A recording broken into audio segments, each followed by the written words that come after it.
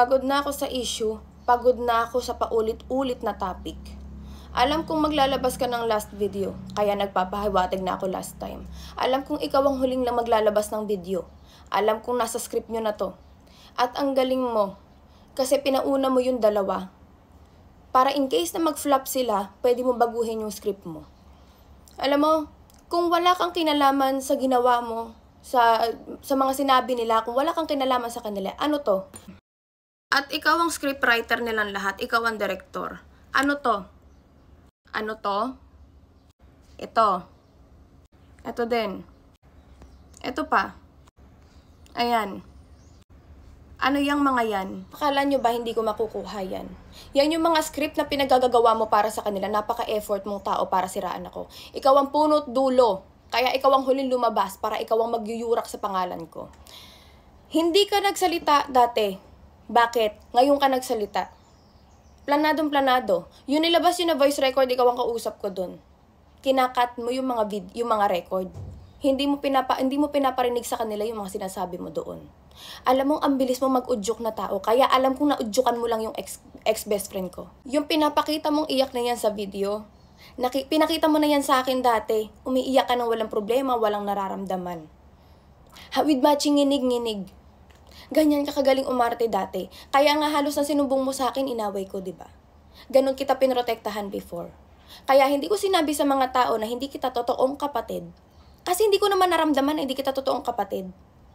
Never ko naramdaman yun. At the same time, ang nasa isip ko nun, para saan pa sasabihin ko? Ang sinabi mo sa akin nun, wala ka namang plano mag-vlog. Ang gusto mo na is magpahinga at makasama yung pamilya mo na lang. Kaya sa isip ko, bakit ko pa sasabihin? At the same time, wala naman sa utak ko na hindi tayo naging magkapatid talaga. Hindi by blood, pero by heart. Alam mo, ilang beses mo na akong tinraidor before na hindi ko pinost. Never. Never kong pinost. Pero nagkakabatita tayo. Ulit-ulit kitang tinatanggap. Never kong pinost, diba? Wala kayo makikita or mababakasan sa mukha namin. Mababakasan ko sa mukha ko na nagkaroon kami ng alitan. Kasi ganun ako magtago ng emotion.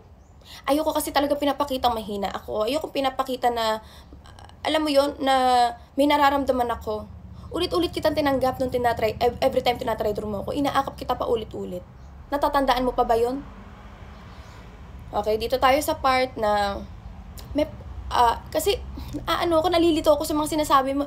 Ang play safe mo kasi. Sasabihin mo wala kang kinalaman.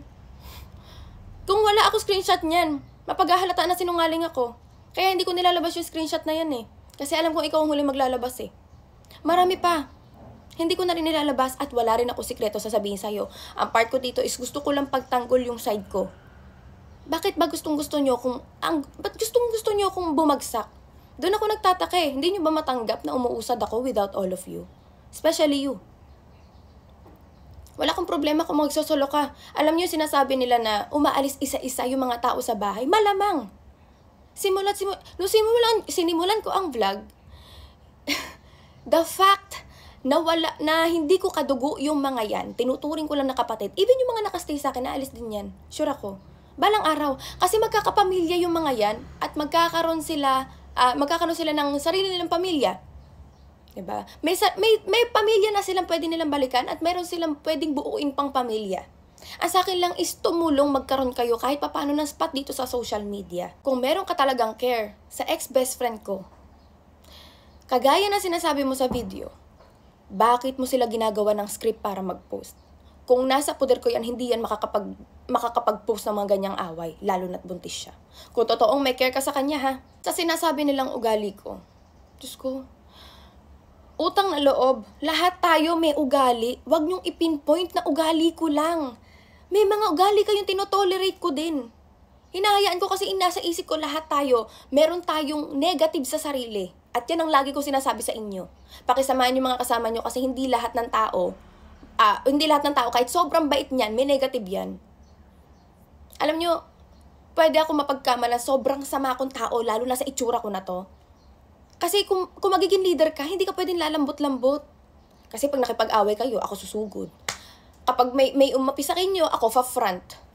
'Di ba? Napaka-effort mong gumawa ng script. Ang effort mong maging director nila, promise. Sobrang effort mo. Nagkamali lang kayo ng isang na-recruit talaga. Wala na ako ipapatak na luha sa'yo kung i-expect mo na may papatak na. Wala. Kasi naiiyak ko na yan dati. Isipin mo ilang years ago na yun. Ngayon pa ba ako maiiyak? Ang naiiyak lang ako sa nangyari sa akin noong nakaraan. Pero yung ngayon hindi. Alam mo kung bakit ako naiyak last time? Kasi may puzzle sa utak ko. Bakit hindi ko mabuo yung puzzle? May something eh. Kasi hanggang huling magkasama tayo, nagsinungaling ka sa akin. Alam mo yan, nagsinungaling ka sa akin ulit. Ulit-ulit ka nagiging sinungaling. Kaya nga lagi kitang binabara dati, di ba? Kaya na naman, no, malungkot na naman siya kahit walang problem. Alam mo yun, lagi kitang binabara dati kasi nararamdaman ko na yung pagiging sinungaling mo, yung victim-victim mo. Yung trauma na word, ulit-ulit ko yan naririnig sa'yo. Kaya alam kong hindi yung mga kasama ko dito nagsalita doon. Hindi, alam kong ikaw yun. Naramdaman ko na yun. Kaya nga ulit-ulit ako sa sinasabi ko, may scriptwriter to. Kasi yung ibang sinasabi nila, familiar. Familiar, sobrang familiar. Yung traumang sinasabi mo na yun, Diyos ko. Ulit-ulit, ilang taon na yung sinabihan mong na-trauma ka. Sana ako na yung last. Ito ang video na to. Nag-video lang ako kasi sasagutin ko lang yung mga post mo against sa akin. Pagtatanggol ko lang yung sarili ko, pero mag-i-stick ako doon sa sinabi ko na I will never use your secrets against you. Yung sikreto sinasabi mo tungkol sa pamilya mo, bakit ko nasabi yun? May sinasabi kasi kayo sa akin that time. Kaya ko sinabi yun sa kanya. Kaya ko siya pinaringgan sa story ko. Kasi tinitira niyo ako noon eh. Tinitira niyo rin ako noon. At hindi niyo maalis sa loob ko na magtampo that time. Magsabi ka lang sa akin na totoo, okay na yun eh. Te, magsusolo ko, ganyan. Hindi eh.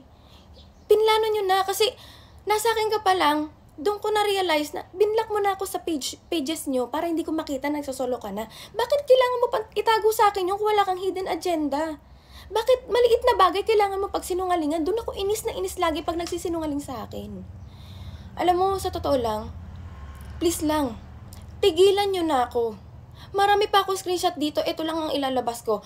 Tigilan nyo na ako. Tigilan nyo na yung issue na to. Hindi ako sanay sa mga ganitong sa mga ganitong post, sa ganitong video. Tigilan nyo na ako. At Diyos ko, mag-collab kayo kung gusto nyo. Uusad naman yung page ko nang wala kayo eh. Kailangan nyo akong pabagsakin para yung mga kasama ko wala nang mapala din sa akin. Diyos ko, tigilan nyo na ako. Yung sinasabi nyong nanunumbat ako ulit-ulit, Diyos ko naman. Sinasabi ko na tumanaw naman kayo. Kasi kamukha niyan, kung wala kayong planong siraan ako, di kayo nagre-reach out. Hindi nyo man lang ako kinakausap ng maayos na, hindi nyo man lang sinasabi sa akin yung hinanakit nyo.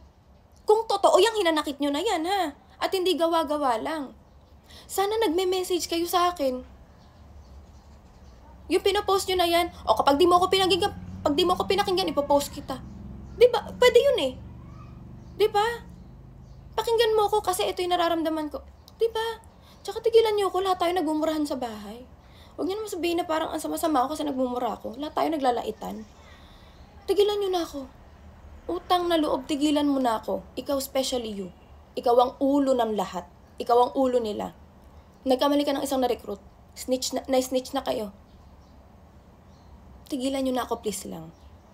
Pagod na ako sa mga issue nyo sa buhay. Lumawag ako nung nawala ka. Ko yung sarili ko. Masakit nung una, sobrang sakit.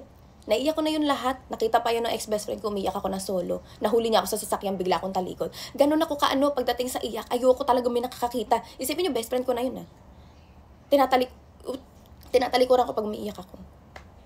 Tsaka Diyos ko, yung kinakatulong na yun, tigilan nyo na ako. Kailangan talaga may ambag ka sa bahay pag nakikitira ka. And the fact na nung una lang tayo nagsama sa bahay kasi nirentahan kita na may ambag ka naman na solo mong bahay. Kaya please lang, tigilan nyo na ako. Kung totoong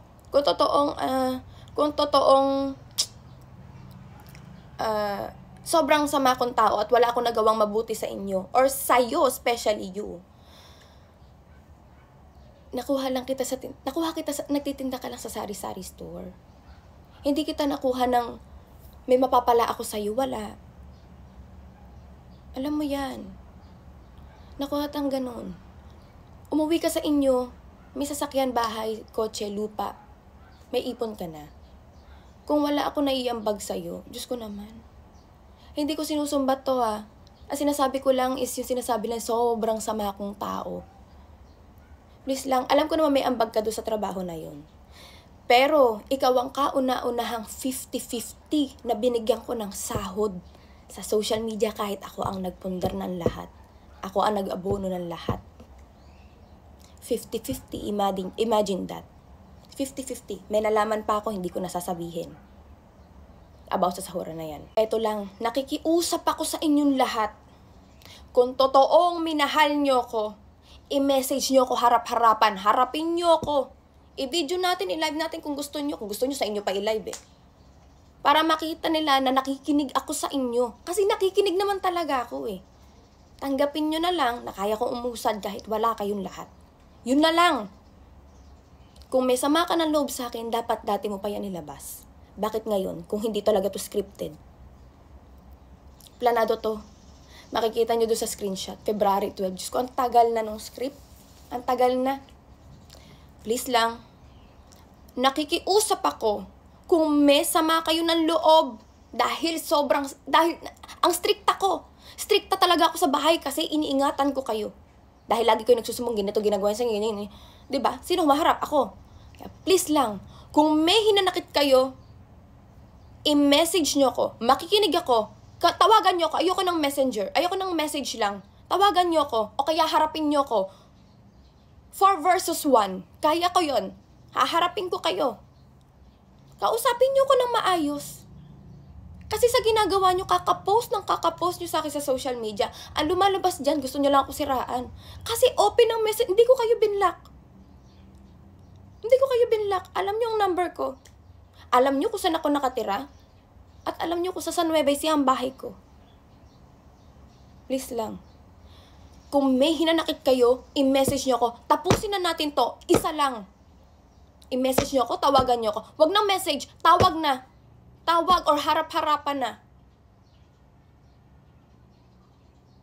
Kung tingin nyo pinagkakakitaan ko kayo kasi ila-live ko, ayaw mag-live. Harapin nyo ko kung gusto nyo. Sabihin nyo, ayaw nyo kasi natatakot kayo. Scripted na masyado yan. Sige na. Sabihin nyo sa akin lahat ng sama ng loob nyo kung totoo yung sama ng loob nyo na yan, ha? Lalo ka na. Ikaw na ulo ng lahat. Ang tagal ng sama ng loob mo sa akin. Ang tagal ng hinanakit mo. Diyos ko. Why not tell me? Hindi ko ini-invalid yung mga sinasabi nyo. Hindi lang ako nagsasalita. Pero tinitake ko lahat ng ng mga sinasabi nyo tungkol sa akin. Tinitake ko lang yun. Tinatanggap ko lang. Pinapakinggan ko. And then ayoko nang pahabain. Bakit? Marami kasi akong trabaho kaysa sa inyo. Pinapakinggan ko kayo. Alam nyo yan. Nag-iiyakan pa nga tayo eh. Tayong dalawa, di ba? Nag-iiyakan tayong dalawa. Nag-open up ka sa akin. O, di ba? Nung tinrider mo ko, ayan. Nag-open up ka sa akin. Tapos, ano sinabi ko? Ganon din naman, di ba? Nung nag-open up ka sa akin. Ako na tinrider mo. Ako pa yung umakap sa'yo. Di ba? Please lang. Stop this. Tama na. Pagod na ako sa ganitong issue. Ayoko ng ganitong content. Ayoko nang nagaganito yung social media account ko at nagaganito yung image ko. Ayoko ng ganito sa social media. Natotoxican ako sa sarili ko. Pansinin nyo lahat ng relatives ko binabawal ko sila na mag-post or mag-comment. Ayoko kasi gusto ko ako lang. Kung pwedeng ako lang. Yung iba nagpa-post, di na makapagpigil eh. Pero yung iba, pansinin nyo, di rin nagpa-post. Kamag-anak ko nga, binabawalan ko eh. Please lang. Uulitin ko, harapin nyo ko kung gusto nyo.